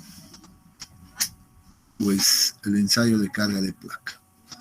Y muy bien, con esto estaríamos terminando la revisión de la parte de la geotecnia. Vamos a hablar mucho de esto. Imagínense esto que es realmente un parámetro muy difícil de obtener, con tantas referencias que hemos visto, tipo de suelos, el valor N60, propuesto por Terzaghi, dependiendo del tipo de material, etcétera. No sé, lo que dice Bowles, lo que dice Basic, etcétera. Hay un montón de referencias y hay más todavía, ¿no? Uno puede encontrar muchas más. Entonces, con tan amplias posibilidades, uno dice, pues, ¿qué hago? Adopto el que me está diciendo, por ejemplo, lo que aparece en la tabla de Winkler, adopto lo que dice Basic, etcétera, ¿no? Entonces uno empieza a hacer un análisis de ese valor y que lo único que genera o que consigue es confundirse más, porque van a ver que si utilizamos un criterio, utilizamos el otro, vamos a tener pues valores totalmente diferentes del coeficiente de balasto. Muy diferente. Pues ahí ya viene la decisión de cada uno, y pues si uno quiere trabajar de manera precisa, entonces pida al laboratorio que hagan esto. Esta es la manera exacta, en realidad, o más real, o más cercano a lo real, hacer un ensayo de carga de placa. No hay otro camino. Porque si no vamos a estar dentro de una incertidumbre, pero amplia, bastante amplia, con tantos valores que aparecen acá, ¿no? Tantos valores que están ahí. ¿Algún comentario, consulta que quieran hacer hasta este punto? Miren que ya hemos terminado de darle una mirada a ese capítulo y ya estamos ingresando a lo que son las zapatas o diseño de zapatas de fundación. ¿Algo que quieran decir acá, jóvenes?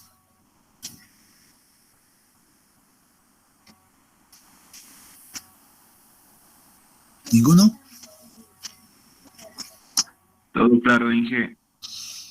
Bueno, se darán cuenta que lo único que hemos hecho hasta ahora es repasar conceptos conocidos.